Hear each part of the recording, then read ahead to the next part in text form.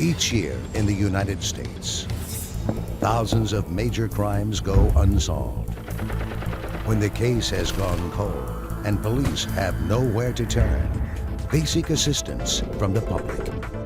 This is a program dedicated to solving these cases. This is Crime Stoppers Case Files.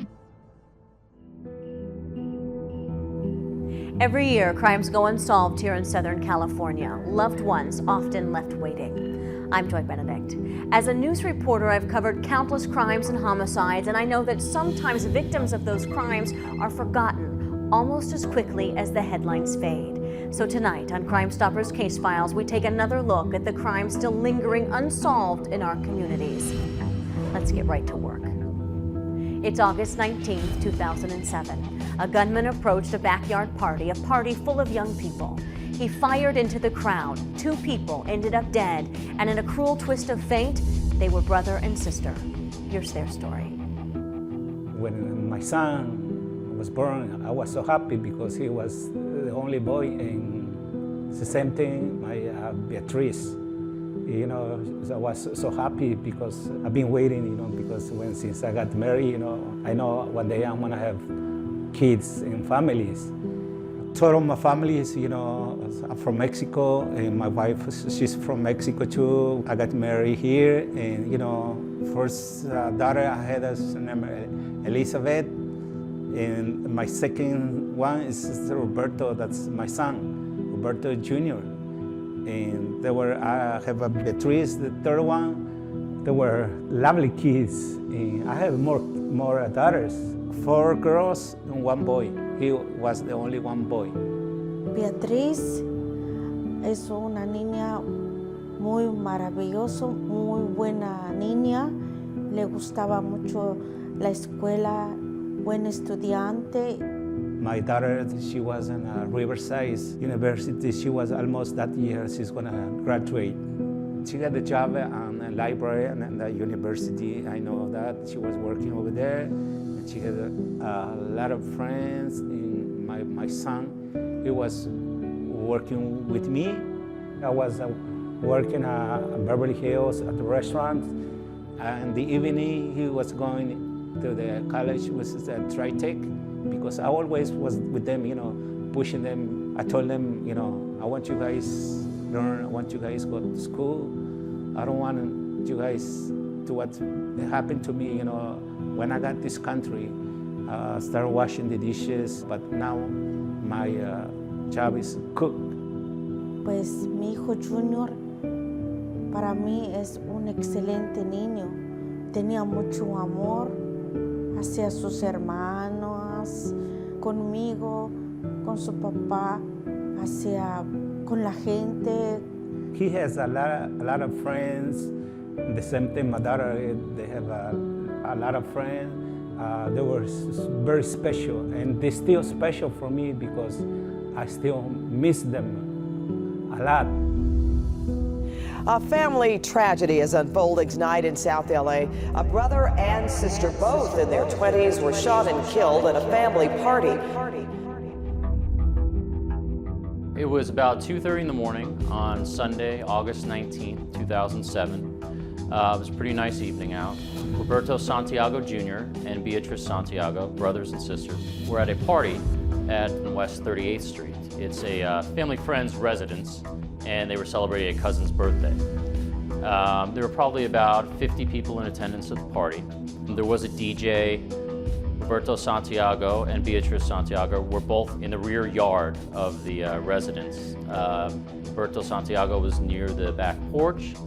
Beatrice Santiago was dancing with someone else in about the middle of the yard. They were celebrating a cousin's birthday, and basically there were no problems until about 2:30 in the morning. I always know where my kids are, where they're going. They tell me what place they're gonna be. But that day, I didn't know. They didn't tell me they're gonna go to that party. Dijo Beatriz que iba a ir a un party. Ya no regresaron. My wife, she said, they told me they're gonna be some party, but they didn't tell me what place. And I was kind of worried. So I went to sit outside my house waiting with them, what time they're gonna get home. And somehow I fell asleep. They weren't doing anything wrong. They were just at a birthday party. They were just dancing. No one there had invited any violence or invited this situation to the party. It just seemed to come out of nowhere. At about 2:30 in the morning, an individual walked up to the back fence and fired approximately 7 to 8 shots into the crowd, striking 3 people. Beatrice Santiago was struck in the stomach and legs by gunfire. Roberto Santiago also struck in the stomach by gunfire. And then one other individual who was just struck in the wrist.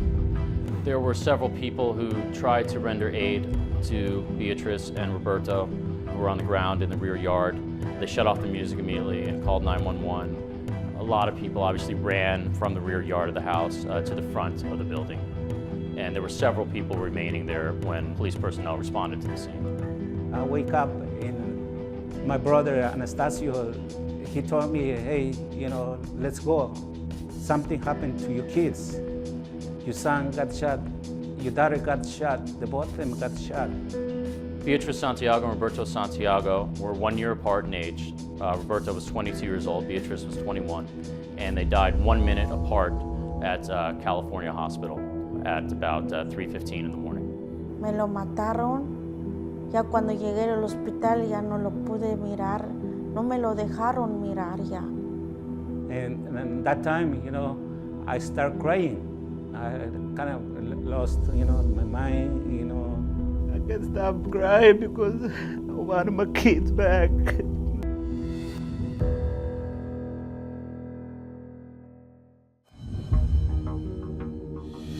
Sunday, August 19th, at about 2:30 in the morning, Roberto Santiago and Beatrice Santiago, brother and sister. Roberto Santiago is 22 years old, Beatrice Santiago is 21 years old, born approximately a year apart. We're attending a party at West 38th Street for a family member's birthday. And at 2:30 in the morning, a gunman walked up to the back fence and fired approximately 7 to 8 rounds into the party, fatally wounding Beatrice Santiago and Roberto Santiago. This is a very difficult time for the Santiago family, but they decided to speak out tonight. They're hoping that if someone has any information on this crime, they'll come forward. I don't know what to do, what's going to happen to my life because they took away my kids. This photo of 21-year-old Beatrice Santiago is one of her father's favorites. In her 3rd year at UC Riverside, she was known as the gorgeous one of the family. 22-year-old Roberto Jr. was supposed to start trade tech in the fall. They called him the baby. He was the only boy out of 5. 2 days ago, both were gunned down at their cousin's birthday party. I can't stop crying because I want my kids back. But I know now they're not gonna coming back. They were like the light of the house. Because Beatrice and Junior were inseparable. They were inseparable. It was 2:30 in the morning Sunday when the Santiagos were in the backyard of a home on West 38th Street. Roberto sat on the rear porch. Beatrice was dancing. Police say all they know is someone in the rear alley started shooting through a gate into the crowd. Roberto and his sister died at a hospital. A 3rd victim survived. In that time, I got sick. I didn't want to eat, I didn't want to drink nothing. I told my wife, I don't want to live no more because I miss my lovely ones. But I give thanks to God because I have families, they support me. I know the family's been devastated. I've had lots of contact with them through 2007. It's very frustrating, I know, for them that the case has not yet been solved, but Los Angeles Police Department and Criminal Gang Homicide Division, assures them that we have not stopped investigating their crime. Porque ya pasó 4 años, hasta ahorita pues nadie. I miss them because they were special and they're my lovely ones, and especially my son. He's the only boy I had, and now, I feel like I'm nobody. I feel like I walk because I have to walk. I eat them because I get hungry, but I don't have no feeling. I don't have no taste the food, and I have a very hard situation. I don't have no job, no money to pay my rents last couple months. These things make me remember my son. I told my wife, if my son lives, I know he will help me this time. I would never say that one person's life is worth more than another. However, this is just happens to be a case that is just so tragic because a brother and sister in a crowd of 50 people are the only people who are fatally struck by gunfire that certainly just seem to be sprayed into the crowd. They did not appear to be targeted in any way. It's just especially tragic. There were several witnesses who saw some individuals in the rear alley. However, there was no one who was able to make any sort of positive identification or was able to describe the actual face. As far as the description of the suspect, it's going to be a male Hispanic, approximately 15 to 20 years old, about 5'10 to 5'11, and at the time wearing a black t-shirt. The solving of this case is extremely important to me, as well as the Los Angeles Police Department. I urge anyone who has any information at all to contact myself, Detective Shawn, or my partner, Officer Matt Courtney. Y si algunos, yo sé que conozco a algunos de ustedes, el amigo de mi hijo, y yo los conozco que son buenos muchachos. Por favor, comuníquense con el detective. I can't begin to imagine the heartache of losing two of your children in one senseless random act. We need to put these people away, the people capable of committing these crimes. So if you have any information that could help solve this case, call LA Regional Crime Stoppers. It's July 22nd, 2011. A hardworking father finishing up a late-night shift on a new job comes home. Parks just a few blocks from his house, but when he gets out of the car, he's confronted by a man demanding cash. Julian Castaneda, a father of three, just 47 years old, was murdered on his own street. Yo conocí a mi esposo en una demostración de cristal. Nos vimos los dos que vimos que éramos uno para el otro. A los mes y medio, él me pidió que fuera a su novia. Y a la vez me dijo que sí podía ser su esposa en ese mismo día. Yo le dije que sí. Y nosotros a los 3 meses de novios nos casamos. Y él era una persona muy cariñosa, de mostrarme que yo era parte de él y que era una parte muy importante. Entonces, cuando nacieron nuestras hijas, para nosotros los dos fue mucha alegría. Él era un papá que estaba en todo los partos. Él dejaba todo, su trabajo. A él no le importaba si lo iban a descansar de su trabajo, pero él quería estar en ese momento tan bonito de presenciar el nacimiento de sus hijas. My dad, he was the best dad ever. He put his family first, my mom, my 2 sisters, and me first for everything. If you're in trouble, he'll be there for you. It wouldn't be like, oh, I can't, I have plans. No, he'd go, oh, they're in trouble, let's go. He was a great guy. My dad was a loving father, and he always took care of me, and he always liked to have fun. He was still a child at heart. He had his train set, his cars. He was just the best dad. Mi esposo era una persona súper alegre. A él le gustaba mucho el baile, todo el tiempo bailaba. Él me dijo algo muy bonito. Nosotros tenemos lo que ningún rico tiene, lo que es el amor, la unidad. Eso es muy bonito y eso me va a quedar a mí mucho de recuerdo de él, que su prioridad fue el amor y la unidad. I don't think lots of people are lucky enough to have a father like mine. 911, what's your emergency? Yes, I heard some gunshots out here in front of my house, and I think somebody's laying down. How long ago did you hear this? Like 5-10 minutes ago, and I think somebody's laying down like that. You think so? Yeah. Did you see someone on the ground or what? Yeah. I don't want to go outside because I'm scared. No, don't go outside. On July 22nd of 2011, at approximately 1 o'clock in the morning, our victim, Julian Castaneda, was coming home from work. He had just finished his shift, very first shift on a brand new job, and gotten off work at 12:30 that evening. He was very excited about this job because he had worked for a company for 20 years and got laid off because the company downsized. For 2 years, he wasn't able to find a job until he found this one. And he'd just gotten the job the day before his murder, and that night was his first shift. He came home, drove home. He couldn't park in front of his home because the street was crowded, and he couldn't park in his apartment building because the one spot that he had given it to a relative who was out of town visiting. So he couldn't find parking on his street, so he had to park the next block over, which is California Avenue.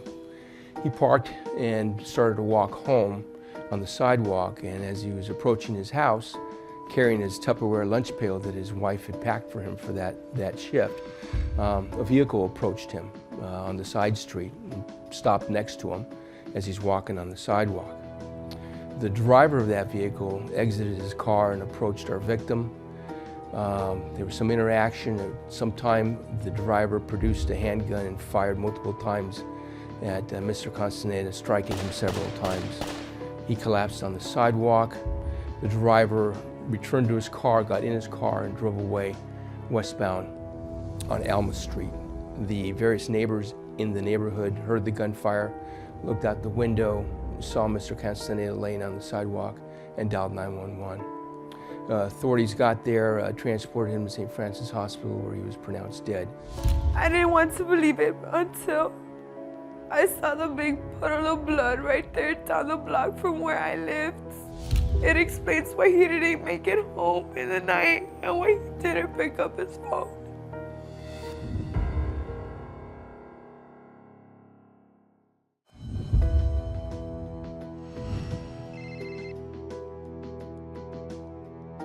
On July 22nd, 2011, at approximately 1 o'clock in the morning, the victim, Julian Castaneda, was shot and killed as he walked home from work as he was approaching his home. Based on the fact that Mr. Castaneda's wallet was laying next to him, we believe that this was a street robbery. A crime of opportunity. The perpetrator may have seen Mr. Castaneda at that late hour of the morning, walking alone on a quiet, dark street, and took the opportunity to attempt to rob him. Now, we have neighbors who were able to step forward and provide a description of the suspect. We were able to produce a composite as a result of those neighbors. And the suspect that we're looking for is a male Hispanic, approximately 22 to 25 years of age, 5'7", thin build, with short brown hair with a reddish tint to it, and a light beard and mustache as if it's just growing out, and he's fair complected. And the vehicle that this individual was seen getting into was a white colored four-door sedan with a low profile spoiler in the back. It possibly could be a 2006 or newer Nissan Altima or a vehicle similar to that. I want them to do no more harm to other people, to regret what they did to my dad. It was wrong because he had 3 young daughters and a wife he had to take care of. We're seeking the public's help in generating any information on this case. Anyone that has any information, we would appreciate the call. My name is Detective Joe Espino, and my partner, Detective Bob Kenny, can be reached at the Sheriff's Homicide, or you can contact Crime Stoppers, and your call will be confidential. In any murder, it's a tragic situation, but more so in this one, when someone totally innocent gets their life taken from them. Julian's wife was his best friend, his children, his passion. And although they must find a way to move forward, they should not have to do it without answers. Remember, we are here every week with more crimes and more families needing answers. These are your neighbors. This is your community, and you can make a difference.